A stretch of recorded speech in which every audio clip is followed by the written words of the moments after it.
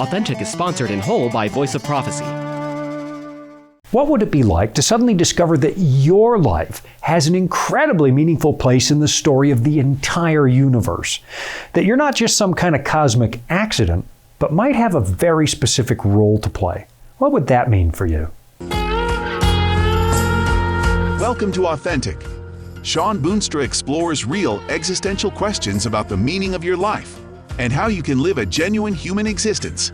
Listen every week right here on this station or on your favorite podcatcher. Here's Shawn with this week's episode of Authentic.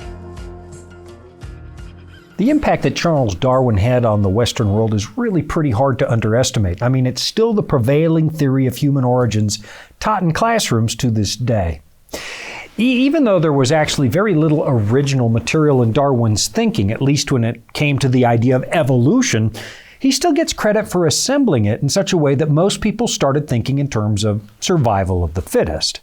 And unless you've been hiding under a rock, you know the basics of what Darwin taught. Organisms change and adapt over time, and the very best mutations, the ones that prove to be beneficial, give some creatures distinct advantages. So those creatures take over the gene pool.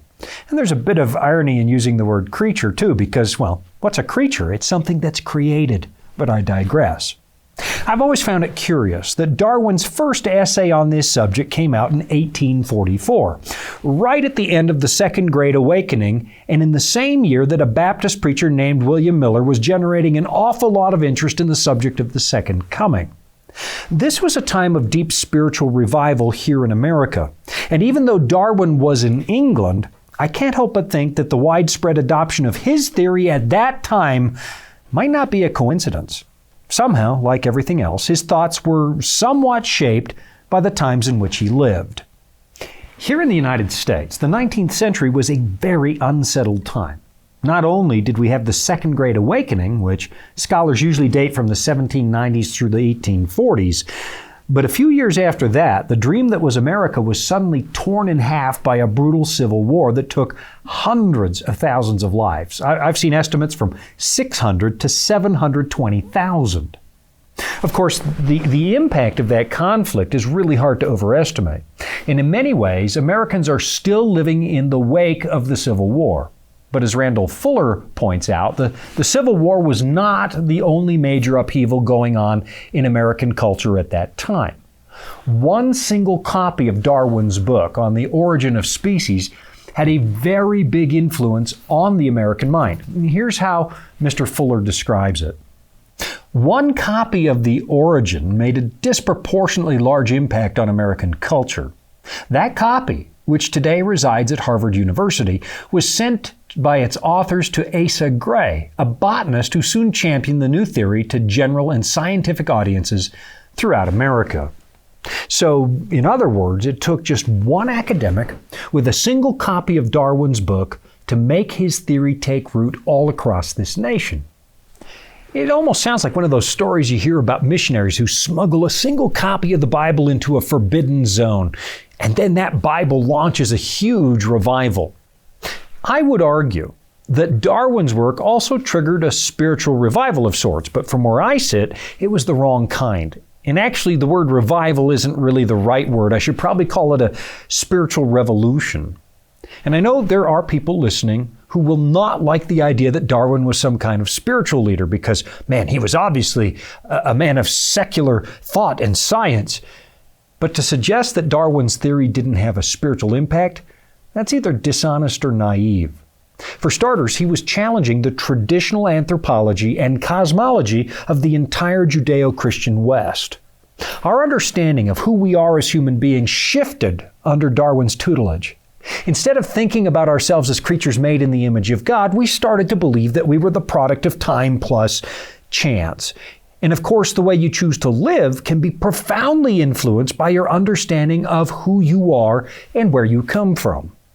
What happened when Darwin's work took root is a shift away from thinking about humanity as the apex of biological life.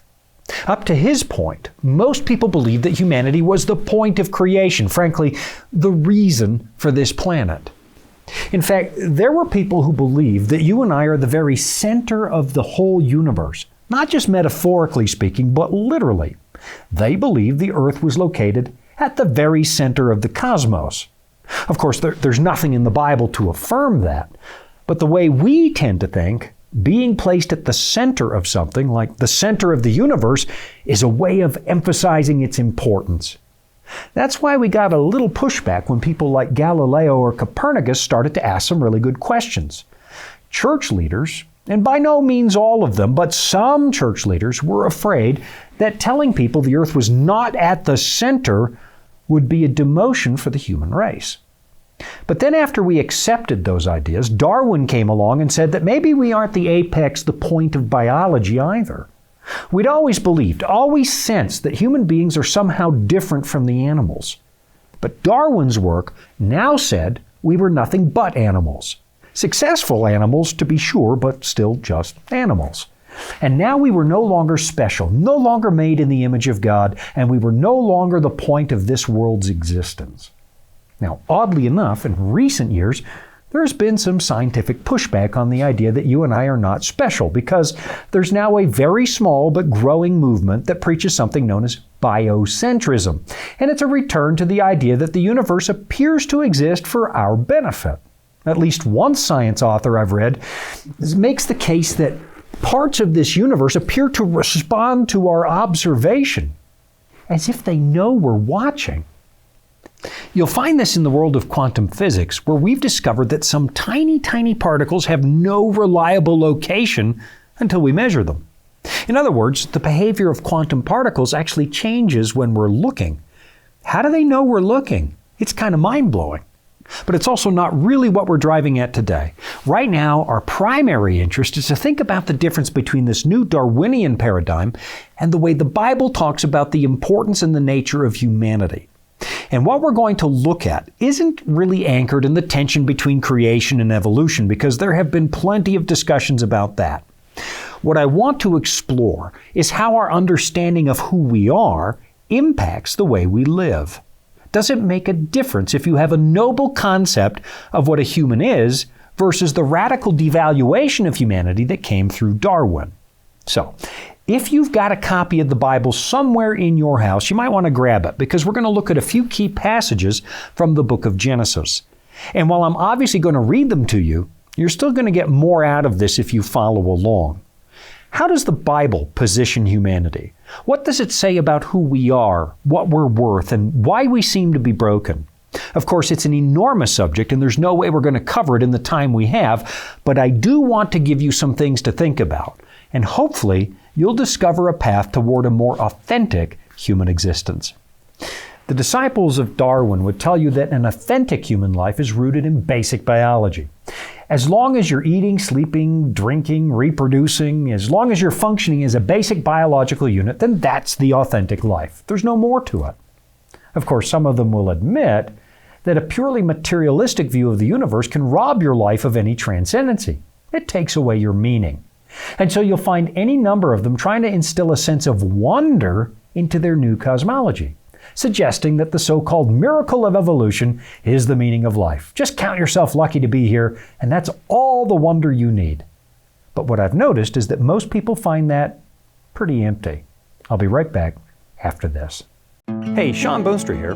Did you know you can watch Authentic every week? Yep. Just search for Authentic with Shawn Boonstra on YouTube. It's that easy.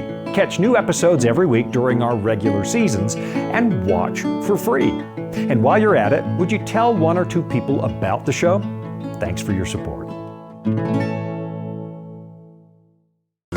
This is Authentic with Shawn Boonstra and the Voice of Prophecy.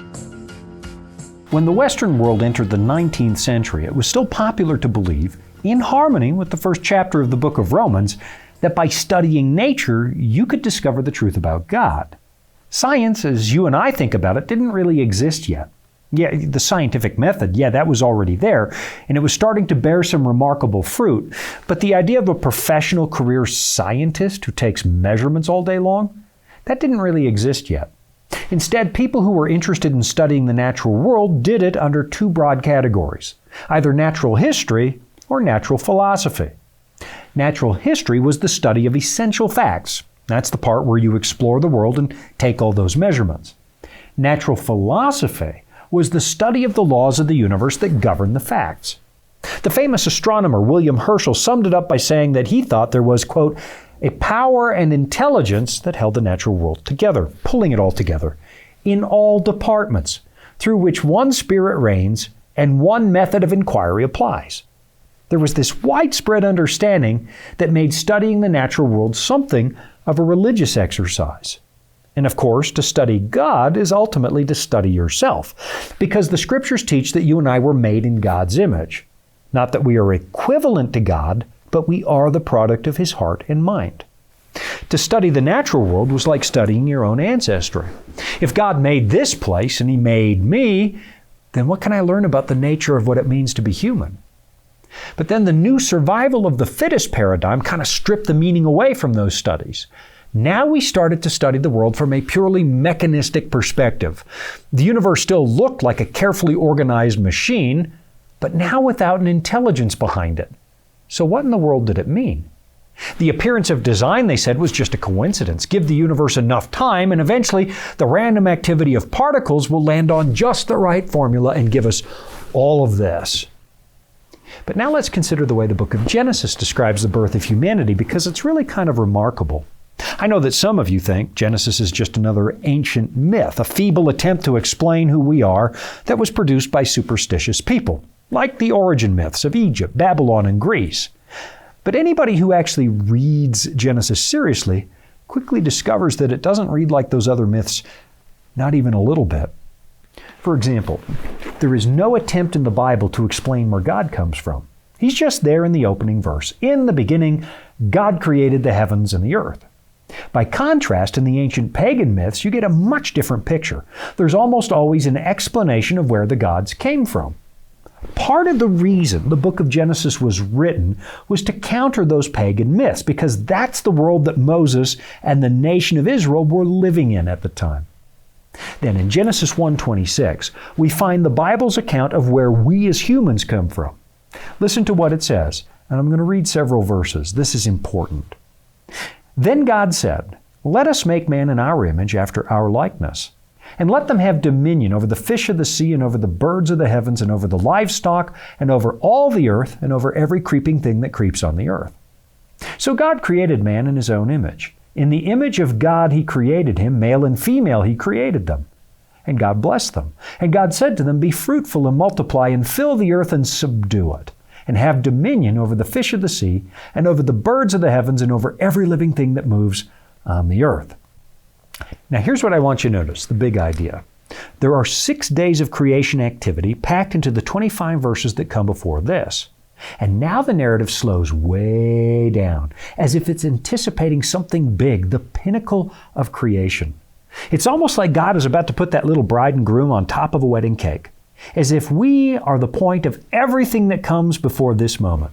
God's already cracked the eggs, mixed the batter, baked it in the oven, covered it with icing, and now He's suddenly ready to place us in our new home.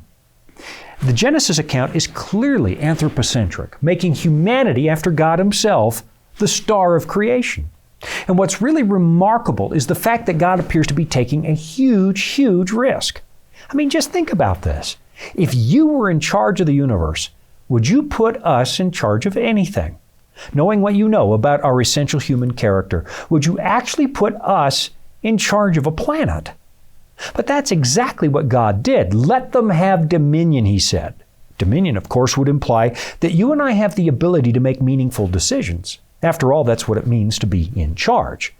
If you have a factory run by robots, it's fair to say that the robots are functioning and getting the job done, but there's really no sense in which you could say the robots are running the place or that they would have dominion. Although there are people now wondering if AI isn't going to give us machines that have the gift of consciousness. Personally, I don't think that's ever going to happen.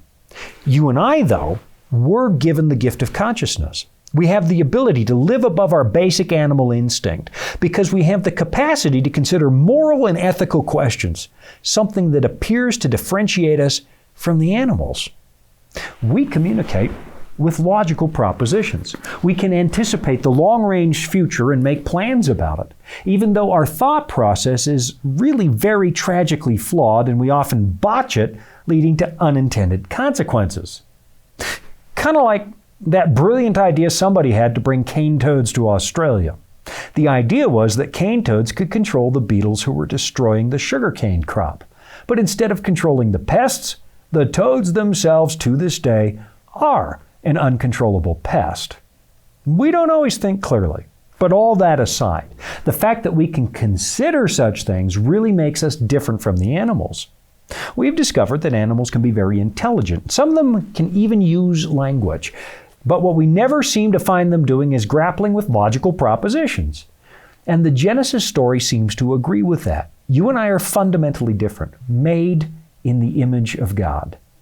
And from this point in the story forward, the Bible really becomes the story of the Creator interacting with the human race.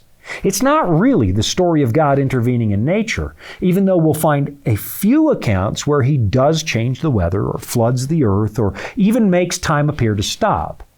But all of those things are still the story of God interacting with us. And He's redirecting the natural world at a particular moment because of our needs or because of our behavior. It might be useful to think about this passage in Genesis as the opening credits to a very big movie, one of those big 3-hour epics. Back in the old days, you might remember when people had more patience, the opening credits were just about as long and detailed as the closing credits. Before the story ever started, you knew who directed the movie, you knew who the actors were, maybe even some of the plot. And then when the story begins, you expect that story to follow a logical course.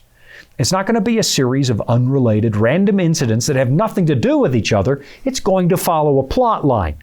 It's going to take you somewhere. And that's kind of how the human race appears in the book of Genesis. It's setting the table for a long and meaningful story about the nature of humanity, our redemption, and our relationship to the Creator.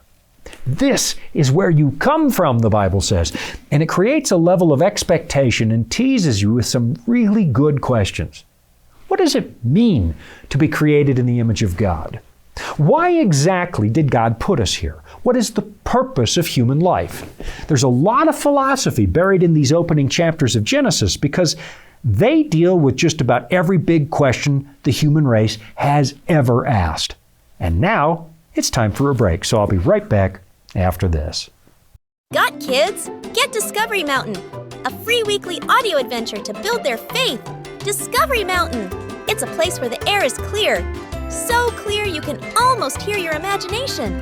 A world of Bible-based wonder for kids everywhere to grow their faith and get closer to Jesus Christ. Discovery Mountain. Free weekly content that'll inspire and engage. Listen anywhere you get your favorite podcasts or at discoverymountain.com. This is Authentic with Shawn Boonstra and the Voice of Prophecy. Just a few moments ago, I mentioned this idea that God took an incredible risk when He put us in charge of this place because He created us with the ability to choose. Remember, to have dominion is to have meaningful choice, and God was willing to risk the fact that we might actually make the wrong choice or even turn against Him. Why would He do that? Well, because if you don't have a choice, it's impossible to have an actual relationship. And so in the Bible's account of human origins, it almost feels like God pauses to take this deep breath, and then He says with great expectation, "Let us make man in our image." It's the moment He took a chance on us. It's the moment He took a chance on you. So let's imagine again that this is the opening sequence to a major dramatic movie, like The 10 Commandments or Gone with the Wind. And instead of thinking about the Garden of Eden, let's think about you. Because if this book is right, and I'm convinced it is, then you've got to expect that the whole narrative is unfolding the way it does for a very specific reason. This is not the story of random chance. Some modern Darwinists might explain your existence as a coincidence or even a cosmic mistake, but the author of this story was writing an account with a definite direction and a definite purpose. This is not going to be a collection of random, meaningless thoughts. And of course, you and I make our appearance toward the very end of this story. And what I want you to consider is the possibility that you are not just an extra, some random person pulled into the story to help fill out some crowd scene. Instead, consider the possibility that the writer of this story actually planned for you. Maybe your name's even in the opening credits. It's an idea I've been thinking about based on something you find in the book of Jeremiah, where God tells the weeping prophet that he planned for his existence. Here's what it says. Now the word of the Lord came to me, saying, Before I formed you in the womb, I knew you. And before you were born, I consecrated you. I appointed you a prophet to the nations. Now, of course, Jeremiah played a major role in the story of God's interaction with humanity. You might even say he's one of the leading men. But why shouldn't you be? Who's to say that your existence is an unimportant sidebar to this incredible drama? I actually got the idea for comparing human existence to a screenplay from the Lutheran preacher Helmut Thielicke, who had a remarkable and poetic gift for helping people contemplate the major themes of the Bible. And at one point, this is what he wrote. Can I tread the stage of my life without facing the question, what am I really going to play? Or do I propose to go blindly on stage and begin to babble away, depending on the prompting of the moment to tell me what to say? If that is so, then when the curtain of our life finally falls at our last hour, we can only make our exit with the vapid feeling that it was all a mistake. We have indulged in a lot of foolish talk. We have turned somersaults, lounged on sofas, rummaged in filing cabinets. We have engaged in quarrelsome dialogues and even played a variety of love scenes. But it was all a disconnected tutti-frutti and had no direction and no style. So let me ask you this. What difference would it make if you discovered that you're a leading role? Your life is not an accident. What if you knew there was a divine drama being played out on this planet and that God has a role for you? How would that affect your decision-making process? How would that impact the decisions you're making right now today? Consider this statement found in Hebrews chapter 12, where the author creates this incredible metaphor, suggesting that you and I are standing at the end of a long line of faithful people who have already played their parts. He says, Therefore, since we are surrounded by so great a cloud of witnesses, let us also lay aside every weight and sin which clings so closely, and let us run with endurance the race that is set before us. Now, of course, the Bible also tells us the dead aren't actually watching us. Ecclesiastes 9 says they have no more share in all that is done under the sun. So, Hebrews is really just a metaphor, and it's telling us to think of life as if you and I have just entered an arena to compete, and the entire human race from the past is watching to see how we run. William Shakespeare once said something really similar, using the theater instead of a stadium. You probably remember this from high school. All the world's a stage, and all the men and women merely players. They have their exits and their entrances, and one man in his time plays many parts, his acts being 7 ages. Now, I really don't know if Shakespeare was the inspiration for Pastor Thielicke, but that is a useful metaphor. You are going to get one moment on the stage of life, and you should be asking yourself if you're playing your part the way it was written.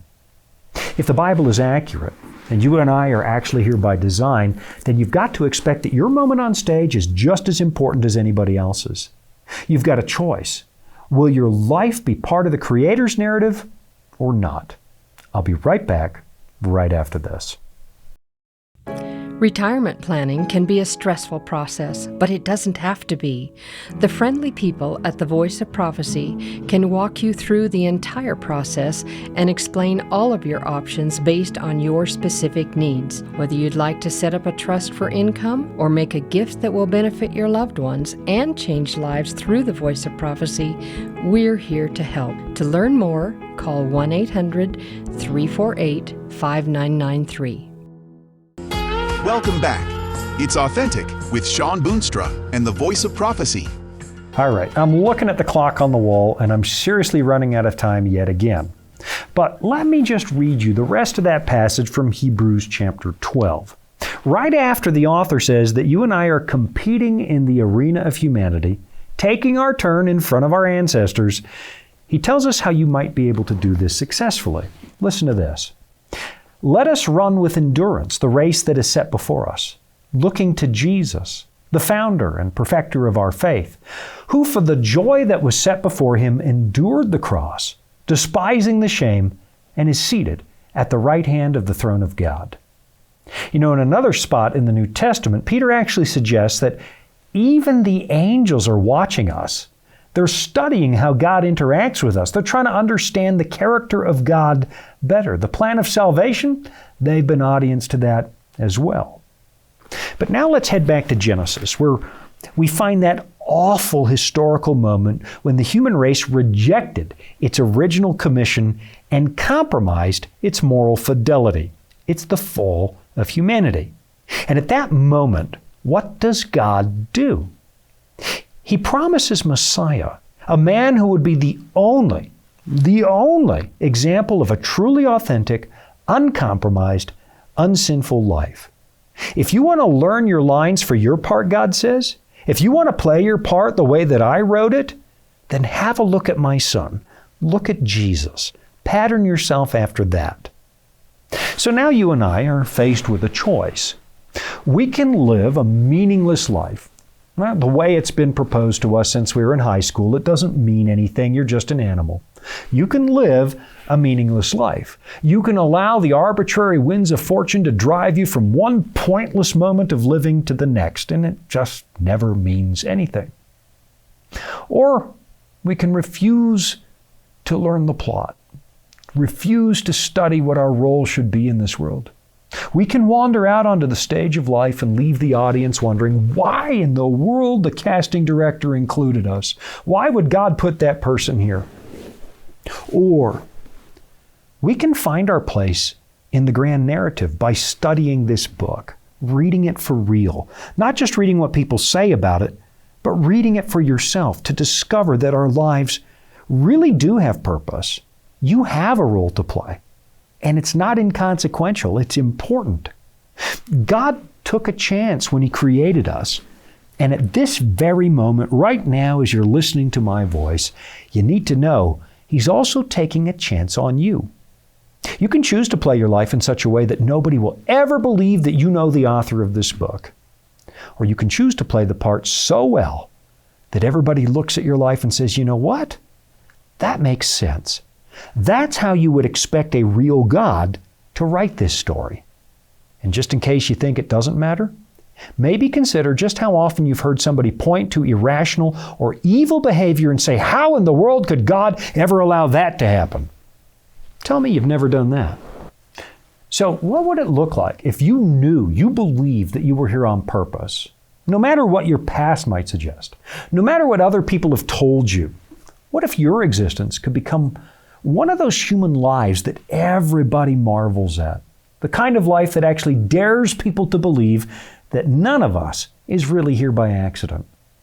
What if you spent every day anticipating the moment when God Himself will put that laurel wreath on your head and speak those incredible words, "Well done, thou good and faithful servant"? Imagine what that would be like. So maybe go get yourself a copy of this book and see if it isn't going to help you memorize your lines. Thanks for joining me. I'm Shawn Boonstra. This has been another episode of Authentic. You've been listening to Authentic, sponsored by Voice of Prophecy. Remember, you can listen every week right here at the same time. And thank you. Authentic is funded by listeners just like you. You can support at voiceofprophecy.com. That's also where you can find all the episodes you missed, or where you can listen again. That's voiceofprophecy.com.